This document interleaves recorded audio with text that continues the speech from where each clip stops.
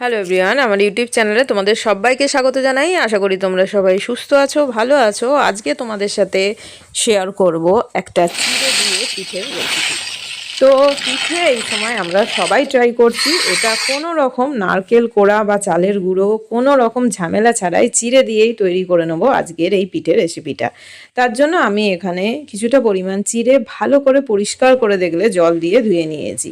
ধুয়ে একটা মিক্সিং বোলে দিয়ে নেব। এটা আগে থেকে ভিজিয়ে রাখতে হবে না, কেননা ধুয়ে নিয়েছি, এটার মধ্যে অল্প একটু জল আছে, সেটা দিয়েই কিন্তু এটা পেস্ট হয়ে যাবে খুব ভালোভাবে। তো দেখো এরকম একটা পেস্ট হয়েছে। মিক্সিং বোল থেকে আমি একটা বাটির মধ্যে এটাকে বের করে নিচ্ছি। পুরোটা নিয়ে নিয়েছি। আর সাথে থাকবে কিন্তু ছোট ছোট টিক্স, এইগুলোকে ফলো করবে, কেননা যেহেতু চিড়ে দিয়ে তৈরি সেই জন্য এই টিক্সগুলো না ফলো করলে কিন্তু এটা ভেঙে যাওয়ার ভয় থাকে। তো সেটা একদমই হবে না। আগে আমি একটা চিড়ে দিয়ে তোমাদের সাথে রেসিপি শেয়ার করেছিলাম, তোমরা দেখেছো, ওটা অনেক পছন্দও করেছো। কতটা ভালো হয়েছিল যারা ট্রাই করেছো তারা দেখবে। কোনো রকম কিন্তু আমি সমস্তটাই যেটাই করি সেইটা পুরোটা তোমাদের সাথে আমি ভিডিওটা শেয়ার করি, যাতে তোমাদের বুঝতে সুবিধা হয়। তো এখানে দেখলে আমি কিছুটা পরিমাণ বেকিং সোডা, একদম অল্প পরিমাণ একটুখানি বেকিং সোডা এখানে দিয়েছি, আর 1 চিমটে মতো এখানে নুন দিয়েছি, আর দিয়ে নিলাম 2 চামচ ময়দা। দিয়ে এটাকে ভালো করে, এটা যেমন আমরা আটা মাখি সেইভাবে মিশিয়ে নেবো। আগে শুকনোগুলোকে ভালো করে মিশিয়ে নেবো, তারপরে এখানে 1 চামচ ঘি দেব। আগে কিন্তু শুকনো উপকরণগুলোকে ভালো করে মিশিয়ে নেবো, তারপরে এখানে ঘি দিয়ে এটাকে ভালো করে মেখে নেব যেমন আমরা আটা মাখি। আর এখানে দেখো এটা রেডি হয়ে গেছে ডোটা। এবার হাতের মধ্যে আমি একটুখানি ঘি দিয়ে নিচ্ছি যাতে না লেগে যায়। ঘি এখানেও দিয়েছি, ঘি হাতে লাগিয়ে দিলাম। কেউ যদি মনে করো হাতে তেল লাগাবে সেটাও লাগাতে পারো, কিন্তু গন্ধটা বেশ ভালো আসে ঘি দিলে। তো দেখো এখানে এইভাবে আমরা শেপ দিয়ে নেব। তো আমি এইভাবে লম্বাটে মতো শেপ দিয়েছি, যেমন আমরা ভেজিটেবিল চপের আকার করি সেইভাবে। আর এখানে নিয়েছি আমি মাখা সন্দেশ। দেখো এখানে বলেছি কোনো রকম নারকেল কোড়া বা এইসব ঝামেলা করব না, কেননা অনেকেরই আমাদের চটজলদি বানাতে হয়, সংসারে সবার অনেক কাজ থাকে, অনেকেই ব্যস্ত থাকে। তো আমি আজকে যার জন্য এই রেসিপিটা শেয়ার করেছি যে কিভাবে, কিন্তু সবাইরই ইচ্ছা করে যে এই সময় একটুখানি পিঠে তৈরি করে নিতে, কম সময়ে কিভাবে কোনো রকম ঝামেলা ছাড়া পিঠেগুলো বানানো যায় সেটাই তোমাদের সাথে শেয়ার করা। তো দেখো এইভাবে দেখছো চিড়ের যে ডোটা বানিয়েছি সেখান থেকে লেচি কেটে এর মধ্যে সন্দেশের পুর আমি দিয়ে নিচ্ছি। দিয়ে এইগুলো সমস্তটা এইভাবে রেডি করব। তো এইগুলো তোমরা নানাভাবে ট্রাই করতে পারো, আমি একটুখানি তোমাদের সাথে দেখিয়ে দিচ্ছি। দেখো এটা আমি নিজেও সন্ধেবেলায় করেছি, করেই তোমাদের সাথে শেয়ার করছি। তো সেই জন্য মনে হয় লাইটটা একটু কম লাগছে। তো যাই হোক, আশা করি বুঝতে অসুবিধা হচ্ছে না। দেখো আর একটা হচ্ছে এইভাবে চ্যাপ্টা আকৃতির করে নিও, এর মধ্যে সন্দেশের পুরটা করে নিতে পারো। দিয়ে এর মধ্যে আর একটা আস্তরণ দিয়ে নিয়ে তারপরে এটাকে দিয়ে নিলে এটা কিন্তু মোটা মোটা হবে। এইভাবে করতে পারো, এর ভেতরে দিয়ে এরকম পাকিয়ে নিয়েও করতে পারো, লম্বা লম্বাভাবে এইভাবে শেপ নিয়ে নেবো, আর ওপরে দিয়ে নিতে পারো, তাহলে কিন্তু এগুলো মোটা মোটা হবে। আমি সমস্তটাই দেখিয়ে দিচ্ছি, যেভাবে তোমাদের সুবিধা হবে সেইভাবে এরকম করে লম্বা ডো করে নিতে পারো। গোল করে চ্যাপটা করে নিয়ে তার উপর আর একটা লেয়ার দিয়ে সেটাকে কিন্তু এইভাবে করে নিতে পারো, তাহলে একটু মোটা মোটা হবে। আবার এইভাবেও কিন্তু তোমরা, আমি যেমন করলাম, যে মাঝখানে একটা এইভাবে হোল তৈরি করে নিয়ে এর ওপরে পুরটা দিয়েও কিন্তু এর ওপর আর একটা ডো থেকে একটুখানি লেচি ওপরে দিয়ে সেটাও করতে পারো। তো এইভাবে যেভাবে তোমাদের সুবিধা হবে সেইভাবে আগে চলো এইগুলো সমস্তটা এইভাবে কিন্তু রেডি করে নিই। তো দেখলে আমি সমস্তটাই তোমাদের সাথে শেয়ার করেছি। এটা যখন মাখবো দেখেছো আমরা কোনো রকম কিন্তু জল ইউজ করিনি।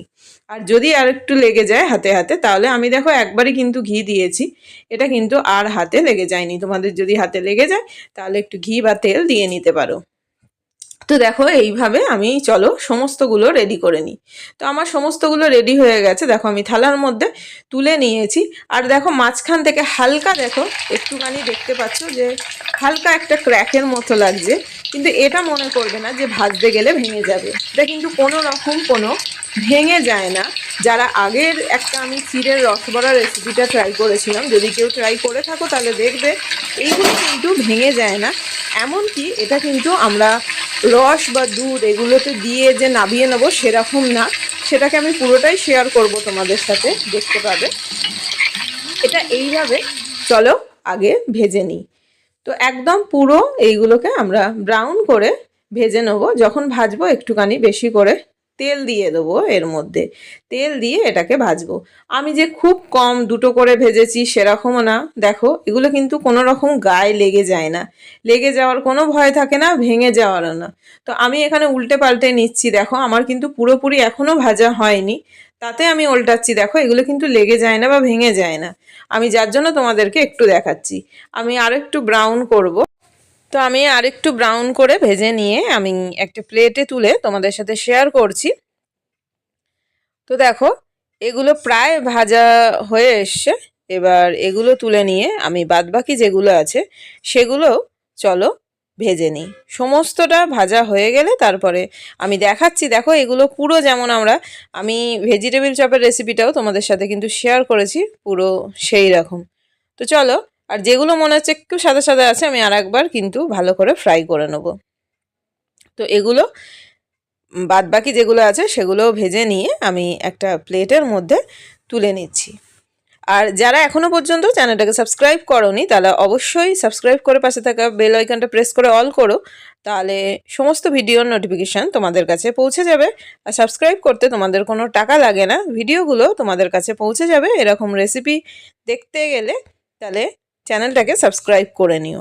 আর আমি চেষ্টা করি কিভাবে সহজ পদ্ধতিতে ঘরে থাকা উপকরণ দিয়ে রেসিপিগুলো তোমাদের সাথে শেয়ার করা যায়। তো দেখো সমস্তগুলো ভাজা হয়ে গেছে, আমি তুলে নিয়েছি। পুরো দেখো ভেজিটেবিল চপের মতো দেখতে হয়েছে। এবার একটা বলে আমি দুধ বসিয়ে দিয়েছি, দুধটা অলরেডি ফুটে গেছে।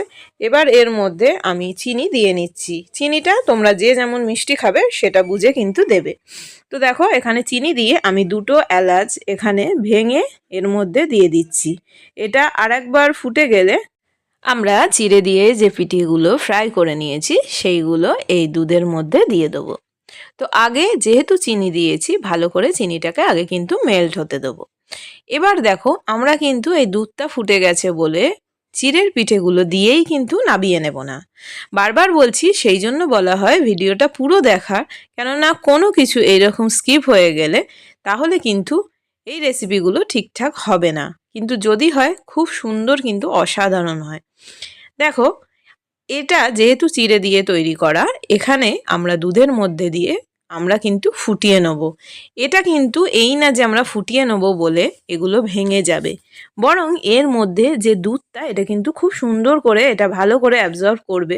তোমরা দেখো ভেতরে সন্দেশের পুর দেয়া আছে, এটা যখন হয়ে যাবে তারপরে খাওয়ার পর দেখো দারুণ খেতে লাগে, পুরো যেমন আমরা দুধ পুলি খাই সেই রকম হয়, কিন্তু কোনো রকম কোনো ঝামেলা ছাড়াই। তো দেখো দুধের মধ্যে দিয়ে দিয়েছি, দিয়ে নাড়াচাড়া করছি। এখন কিন্তু আমি এটা ভালো করে ফুটিয়ে নেব, সাথে সাথে কিন্তু গ্যাসটা বন্ধ করব না। 2 থেকে 3 মিনিট মতো এটা ভালো করে ফুটিয়ে নেব। তো ফুটিয়ে নেওয়ার পর রেডি হয়ে যাবে আমাদের এই চিড়ে দিয়ে তৈরি রেসিপিটা। ভালো লাগলে অবশ্যই জানিও তোমাদের এই রেসিপিটা কীরকম লাগলো, কমেন্ট বক্সে জানিও। আর এইরকমই আরও ভিডিও পেতে চ্যানেলটাকে সাবস্ক্রাইব করে পাশে থাকা বেল আইকনটা প্রেস করে অল করে দিও।